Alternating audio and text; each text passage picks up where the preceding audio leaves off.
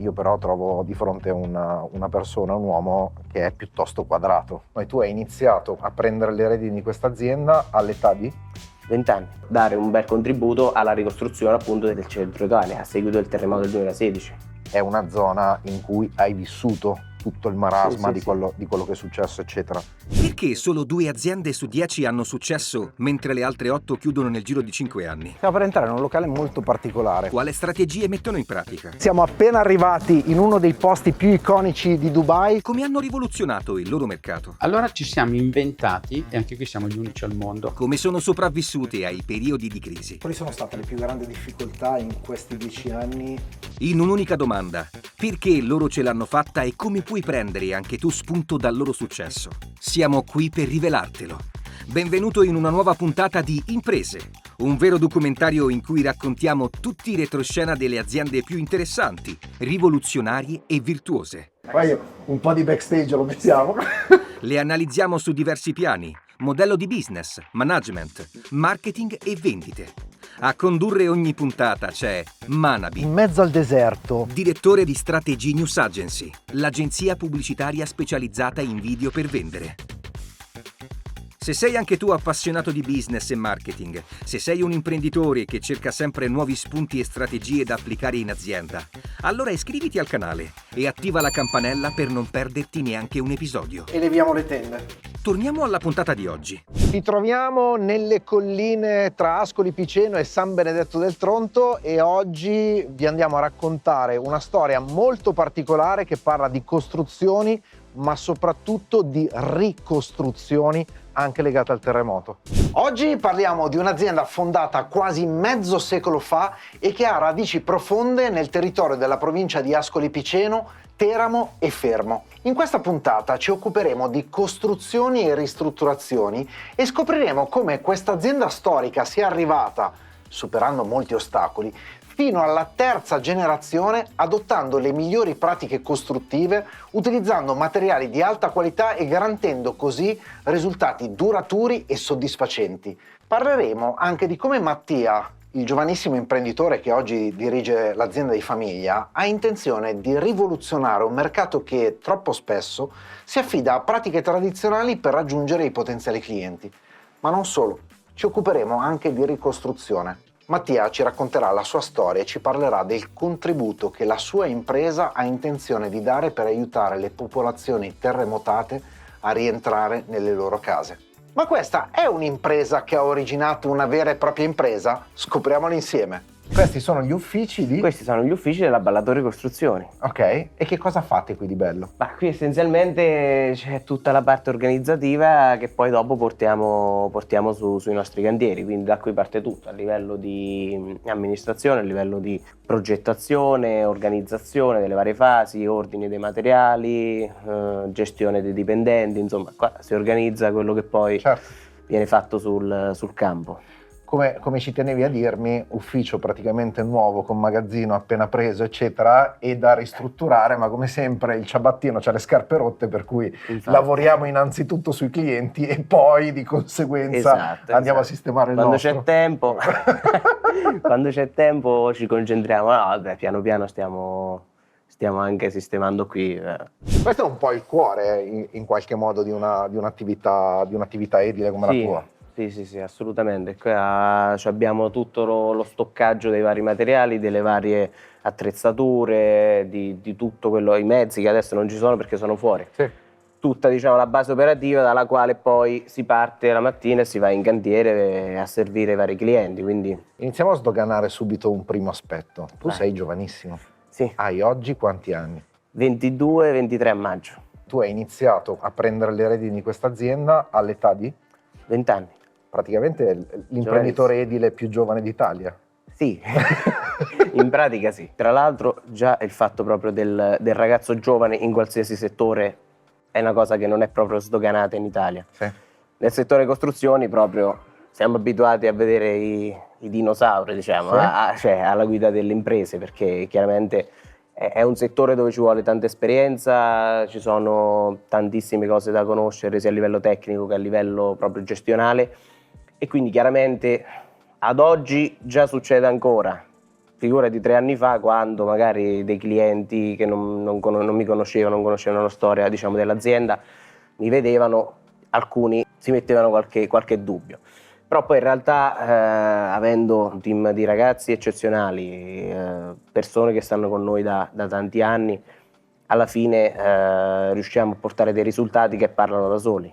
Senti, voi vi occupate di costruzioni, ristrutturazioni, ma soprattutto anche di ricostruzioni. Sì, noi diciamo a livello aziendale seguiamo questi 2 filoni principali, quello dei privati a livello di costruzioni e ristrutturazioni completamente chiavi in mano, quindi ci occupiamo a 360 gradi di tutto il processo, e un altro filone principale dell'azienda è quello proprio concentrato sulla ricostruzione, perché siamo in provincia di Ascoli Piceno e, come ben sai, nel 2016 c'è stato il terremoto qui ad Amatrice che ha colpito tutta questa zona, e quindi siamo fortemente impegnati sulla ricostruzione del centro Italia. Oggi qual è il volume d'affari? 2023 siamo intorno al 1,5 milioni. Sì. Abbiamo già quasi 4 milioni di euro di cantieri aperti, quindi diciamo che quest'anno stiamo intorno a quelle cifre, puntiamo intorno a quelle cifre. Chiaramente siamo in crescita, vogliamo crescere, abbiamo voglia di fare, insomma, stiamo per aggredire il mercato. Senti, per iniziare a raccontare un po' meglio la tua storia, Sì. E come sei arrivato qui, io, se sei d'accordo, partirei anche dalla casa dove ugualmente abbiamo girato anche alcune scene in questi Certo. giorni, eccetera. Ci andiamo a fare un giro? Come no, assolutamente.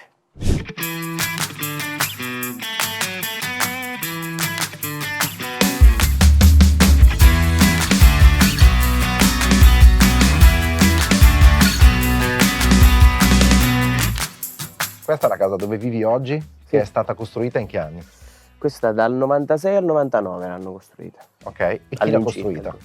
L'ha costruita mio padre insieme a mio nonno. L'azienda è stata fondata da mio nonno e proseguita poi da mio padre e presa poi da me 3 anni fa, appunto. Poi, come vedi, sono sempre stati specializzati nei rivestimenti Sì. mattoncini faccia vista.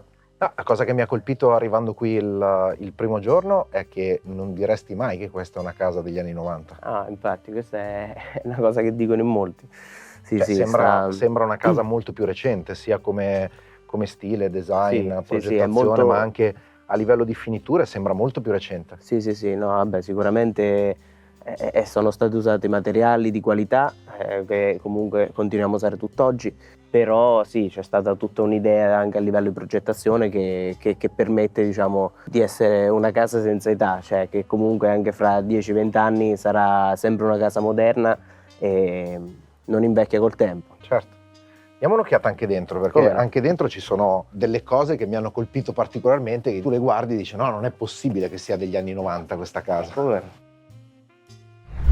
Cioè, anche qui un salone di questa tipologia. È pensato in un modo che, appunto, con il giusto movimento, la cucina aperta, diciamo, a vista con la doppia scrigno, comunque i 2 gradini lì che ti portano poi alla zona notte, Certo. che rimane rialzata, diciamo, poi questo finestrone che ti dà un ambiente molto luminoso con la luce naturale, c'è sempre luce qui, quindi Sì.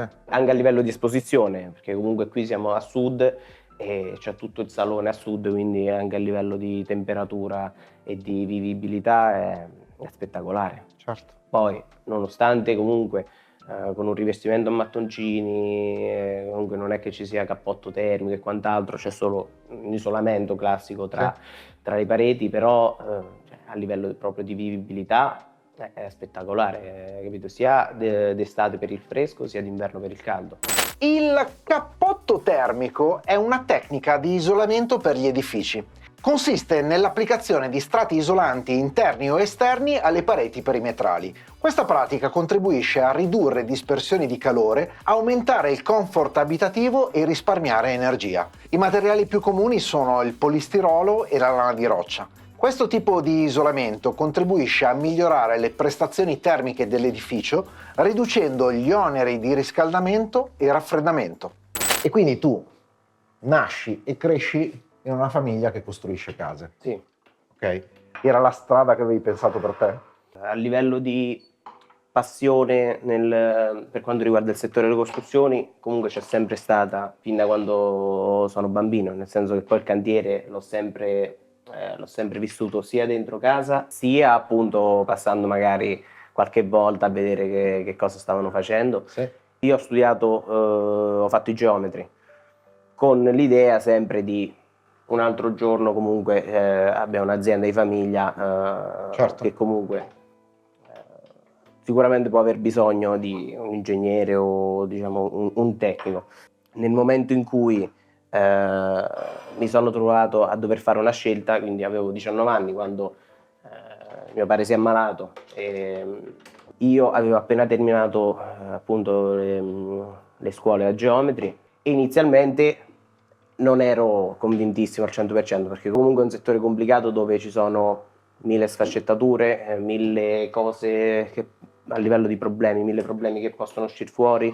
Poi però diciamo che a un certo punto sia per comunque portare avanti la storia, che comunque è una storia che ti ripeto ha quasi mezzo secolo alle spalle, ma poi soprattutto per rispondere alla necessità che ti dicevo prima, ovvero dare un bel contributo alla ricostruzione appunto del centro Italia a seguito del terremoto del 2016. Molte persone hanno perso la casa, noi l'abbiamo sentito, fortunatamente diciamo non ci ha colpito direttamente, ma io andando a scuola poi ad Ascoli avevo molti compagni di classe che si sono dovuti trasferire e ho sentito il bisogno di dare un contributo, di non tirarmi indietro in quel momento.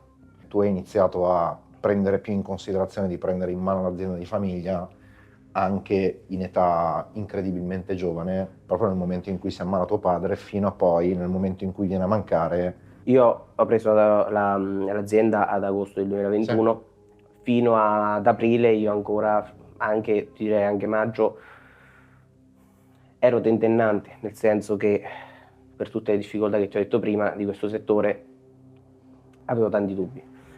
Poi dopo, spinto diciamo da tutto questo bisogno, a un certo punto nemmeno mi sono fatto tante domande, cioè è stato proprio un dire lo faccio e basta. Da questa esperienza io ho capito che se non parti, se ti fai troppe domande, se ti fai troppi dubbi, se stai sempre lì, aspetti il momento perfetto, aspetti che non partirai mai.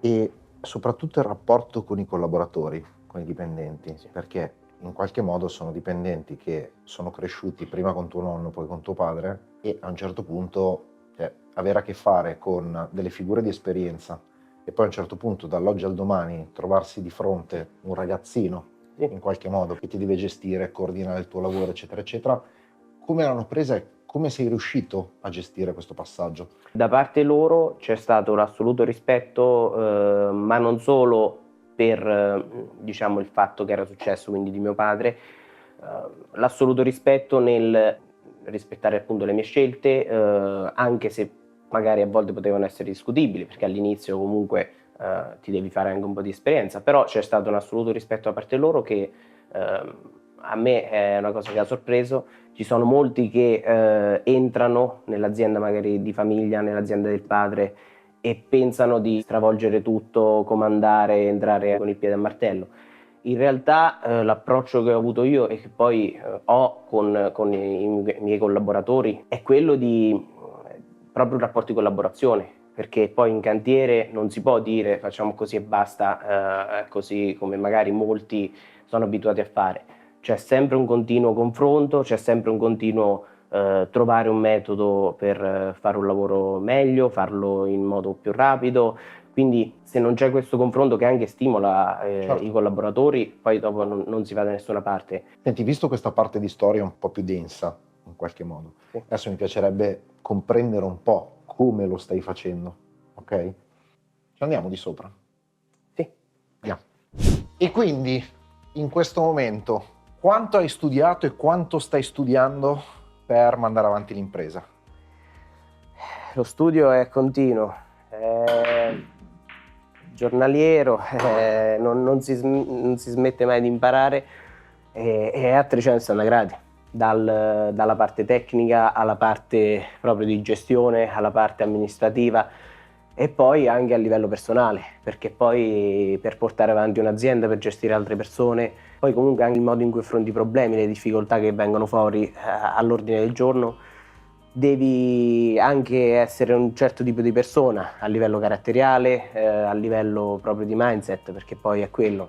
Con il termine sviluppo personale si fa riferimento ad un processo finalizzato alla crescita individuale, incentrato sull'acquisizione di nuove conoscenze, competenze e atteggiamenti. Questo processo mira a potenziare le capacità personali e professionali di un individuo, consentendogli di affrontare sfide e adattarsi alle evoluzioni del contesto in cui opera. Crescere individualmente significa, tra le altre cose, migliorare la fiducia in se stessi, l'autostima, la capacità di comunicazione, la gestione del tempo e la produttività. Ho buttato dentro una mezza? Sì. Quindi le mezze sono le mie. Tocca a te. Come hai capito che in qualche modo ti serviva una formazione più allargata e non prevalentemente tecnica per mandare avanti l'azienda? La parte tecnica sì, è giusto che ci sia, ma in realtà gestire un'azienda ha talmente tante sfaccettature che la parte tecnica in realtà su tutto, sul complesso, è una percentuale, certo, che conta, ma che incide, ma non è tutto. Perché poi dopo c'è tutto il discorso appunto di gestione dei collaboratori, il modo in cui affronti i problemi, anche proprio a livello di coraggio decidi di fare degli investimenti, di affrontare delle sfide, di magari rinunciare a delle cose perché magari questo mese, questi mesi, questo trimestre stiamo investendo, vogliamo fare questo perché vogliamo arrivare lì. Quindi confrontandomi con miei amici mi possono dire magari la loro su un determinato argomento, ma poi a un certo punto le informazioni te le devi andare a trovare in un altro posto, ovvero da chi è già passato da dove sei passato tu, da chi quei problemi già li ha affrontati. Non si può non studiare al giorno d'oggi. Io non so, dovrei studiare anche come si gioca a biliardo, vedi? Senti, l'edilizia è uno di quei settori dove in qualche modo il passaparola, la reputazione, eccetera, eccetera, la fa da padrone. Tu invece hai iniziato a ragionare in maniera diversa, proprio per acquisire clienti, prendere fette di mercato, eccetera, eccetera. Che cosa stai facendo? Il fatto è che con il passaparola sei limitato e non è controllabile soprattutto, perché il passaparola ha un limite proprio di persone che conosci, di clienti che hai servito, e soprattutto ha un limite proprio di zona. Stiamo anche attraverso voi, anche con i social, con il sito e quant'altro, stiamo cercando di ampliare sempre di più quella che è la parte online, perché chiaramente chi non ci conosce, chi non viene a contatto con noi tramite il passaparola, deve capire bene cosa facciamo, cosa non facciamo, e soprattutto deve avere un riscontro sui nostri lavori eseguiti e per capire la qualità del servizio e la qualità delle realizzazioni fatte. Quello che stavi dicendo è interessante anche perché girando in questi giorni con le riprese che stiamo facendo con voi, eccetera, ugualmente siamo andati a registrare delle testimonianze e è capitato più di una volta che ugualmente avessero detto: li ho trovati tramite Instagram. Abbiamo avuto il primo approccio con Mattia tramite Instagram, ci siamo incontrati, ho spiegato a Mattia quali erano le mie idee. E ugualmente ad oggi, specie in un mercato così, se vuoi, antico come quello edile, è il fatto che io ti trovi tramite Instagram e che prenda clienti grazie a quello non è proprio così scontato. No, non è scontato, anche perché poi non sempre per il discorso dell'età media, diciamo, Sì. di chi gestisce appunto imprese di costruzioni, questa cosa è molto... Questa cosa È a culo, è a culo, sempre che ti devo dire? Giocatore di biliardo professionista.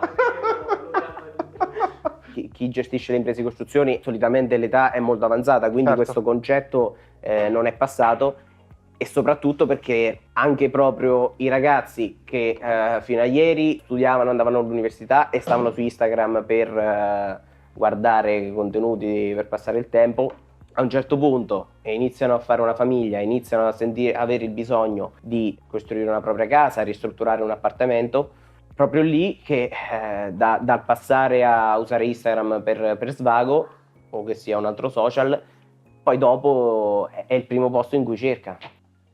Cambiando discorso, invece, ieri ci hai portato e siamo andati a fare delle riprese proprio in una delle zone terremotate. Sì. E quello che mi ha colpito era proprio quello anche che mi raccontavi, tutta questa cosa della messa in sicurezza, eccetera. Sì. E il borgo che abbiamo visto ieri è praticamente a quasi tutte le case messa in sicurezza e potenzialmente una sola casa che è stata ricostruita realmente. Con l'espressione messa in sicurezza di un edificio si indica l'insieme di attività finalizzate a ripristinare le sue capacità strutturali e migliorare la capacità di risposta alle sollecitazioni esterne e quindi a garantirne la sicurezza attuale e futura. Dopo un terremoto, molti edifici vengono messi in sicurezza temporanea per evitare ulteriori danni e crolli delle strutture, ma ciò non garantisce automaticamente la loro abitabilità, che spesso viene meno.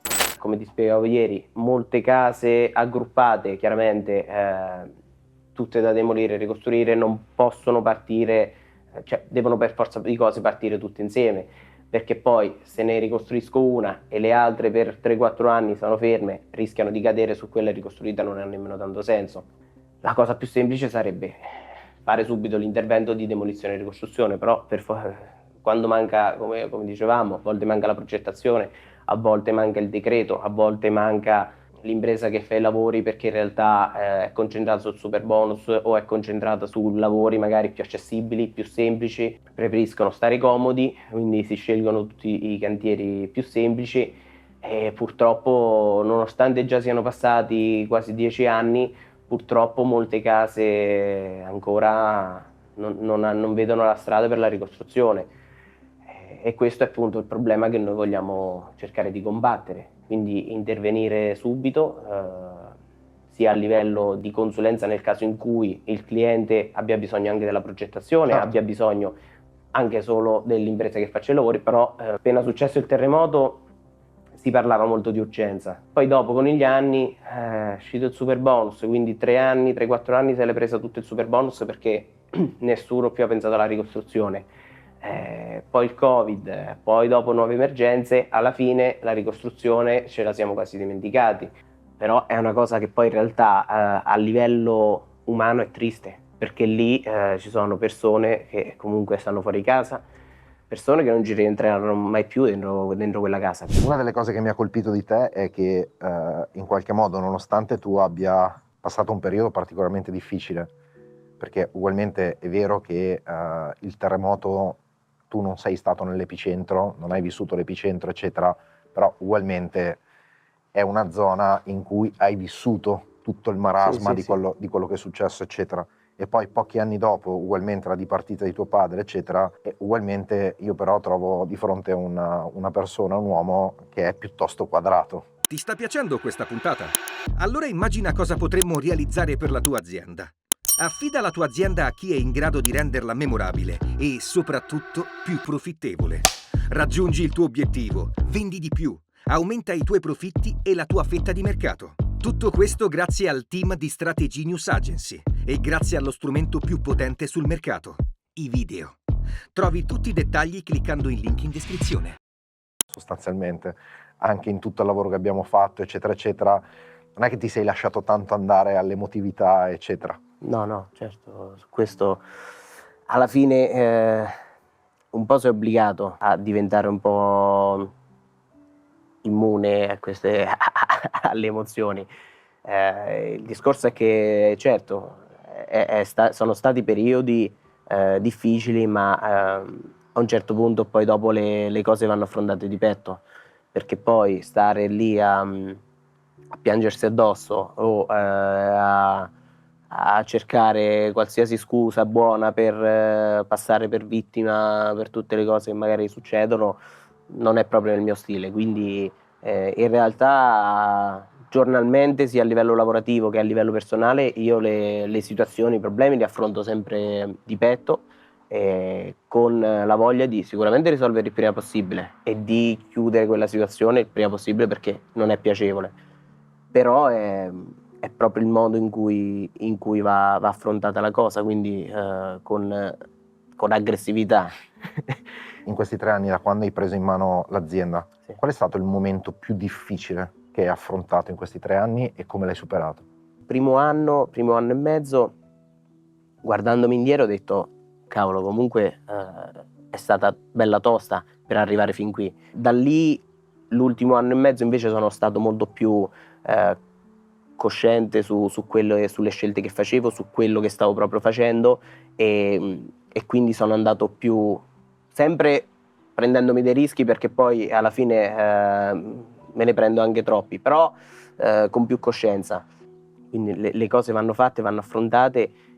La chiave di tutto è quello, cioè non abbattersi, perché poi, ma caratterialmente non devi essere uno che si abbatte, perché poi se no è finita. Anche perché se hai delle persone, dei collaboratori che ti prendono anche come esempio, se ti abbatti tu è finita, no? Quindi sempre testa alta, di petto, però diciamo che è stato 1 anno e mezzo bello tosto il primo. Tosto. Qual è stato il processo che ti ha portato a dire ok, facciamo questo tipo di lavoro lato marketing, che è il lavoro che stiamo facendo anche in questi giorni? Sicuramente noi a livello di passaparola siamo molto forti, perché come hai visto abbiamo clienti soddisfatti che comunque parlano bene di noi, quindi con il passaparola lavoriamo molto. Ma a un certo punto, per quella che è una scalata aziendale, quella che è anche una crescita a livello di dipendenti e qualsiasi altra cosa, devi avere un processo di acquisizione clienti che sia controllato. Cioè con il passaparola magari un anno lavori di più, magari l'anno dopo lavori di meno. Questo su un'ottica di crescita di lungo termine è problematico, perché poi dopo non vorrei mai trovarmi nella situazione di dovermi andare qualcuno a casa, e quindi hai bisogno di un processo. Sono venuto a conoscenza di voi, ho visto come lavorate e come abbiamo lavorato, come ti ho anche detto, ti ho ribadito questi giorni, l'ho visto anche in prima persona il modo in cui operate, e sicuramente è una cosa dove ci permette, a prescindere poi dopo dai risultati che avremo, di far avere più consapevolezza alle persone, ai nostri clienti, a persone che sono in cerca del servizio che noi offriamo. Certo. E sicuramente lato ricostruzione, oltre ai risultati appunto di crescita che può essere aziendale, avremo dei risultati effettivi aiutando più persone che magari oggi sono fuori casa, magari fra un anno no. Quindi c'è proprio anche un fattore umano che mi ha portato a dover, cioè a fare questa scelta e a scegliere voi. Cioè emerge ugualmente che sei sul pezzo, sei il fatto tuo, eccetera, hai già ugualmente maturato una determinata esperienza che è notevole anche nei confronti di tante altre imprese che magari sono sul mercato da più anni. Qual è il suggerimento che oggi ti senti di dare a un qualsiasi altro imprenditore che si trova in un momento di difficoltà o sta impostando una scalata o sta rivoluzionando qualcosa? Qual è quello che tu dici, questo è quello che mi sentirei di dire in primis? Aspetta, tra un istante arriviamo al consiglio che Mattia vuole dare a chiunque voglia fare impresa. Prima però, come sempre, è importante ricapitolare le lezioni che ci portiamo a casa dalla sua esperienza. 1. La formazione continua è il motore della crescita. Affinare costantemente le competenze tecniche garantisce un vantaggio competitivo nel mercato in rapida evoluzione, mentre lo sviluppo personale potenzia leadership e resilienza. Investire nella formazione continua è la strada per un successo duraturo e un impatto positivo nell'ambito professionale. 2. Affrontare i problemi con determinazione è cruciale nella nostra attività così come nella vita. La capacità di reagire con forza e combattere senza arrendersi alle sfide permette non solo di superare gli ostacoli, ma di forgiare la nostra forza interiore rendendoci più forti di fronte alle avversità future. 3. Solo la capacità di prendere decisioni supera l'inerzia. Decidere rapidamente e abbracciare i rischi è un catalizzatore per il progresso. Il timore dell'incertezza può essere paralizzante, ma il vero pericolo è proprio l'immobilismo. Solo nell'affrontare l'ignoto si aprono porte a nuove opportunità e crescita personale. Ma ci sono tanti altri spunti in questa puntata e mi piacerebbe leggere nei commenti qui sotto quelli che avete trovato più interessanti e magari quelli che applicherete da domani nelle vostre attività. Nel frattempo, mi raccomando, lasciate un like, iscrivetevi al canale e condividete questa puntata, perché la settimana prossima ci occuperemo di architettura e interior design e lo faremo attraverso il racconto di un bioarchitetto che progetta luoghi per aiutare le persone ad essere felici. Scopriremo come, grazie a discipline come il Feng Shui e la fisica quantistica, si possa armonizzare uno spazio dando il giusto equilibrio al design e all'estetica, quanto all'energia e al benessere. Tutto questo nella prossima puntata di Imprese. Ora però torniamo al consiglio di Mattia e noi ci rivediamo la settimana prossima. Ma in realtà i momenti difficili, io ti dico il modo proprio in cui li affronto io. Dal momento in cui tu lucidamente fissi un obiettivo o magari fissi una scalata o quello che può essere, poi in realtà se sai come arrivarci e sai i passi che devi fare per arrivare lì, non pensare a tutto il resto, cioè nel senso, quello che viene in mezzo devono essere tutte cose che ti devono scivolare addosso, perché se sai la direzione in cui stai andando e sai quello che stai facendo, perché poi dopo inevitabilmente ci sono problemi, inevitabilmente ci sono situazioni scomode, situazioni pesanti, notti in cui non dormi, e quello è inevitabile. Però se fissi un obiettivo ben chiaro, sai dove vuoi andare, sai come arrivarci, fai le cose che pensi siano giuste e ci arriverai. E nemmeno te ne accorgerai, come succede spesso a me. Molto bene. Mattia, per potervi contattare, per entrare in contatto con voi, eccetera, eccetera, facciamo apparire qui sotto il sito che è. Perfetto. Ballatoricostruzioni.com. No. Mattia, è stato un grande Grazie, piacere. grazie a te, piacere mio. Ballatori VSL2, scena 3. No, questa rifacciamola. E migliorare la capacità di risposta alle strutturali. Come l'ho detto? Che voleva essere inserito, quella lampada per esempio era a terra. No, stiamo schiattando dalle risate per il gatto che è qui fuori, ci sente e continua a miagolare. Gatto?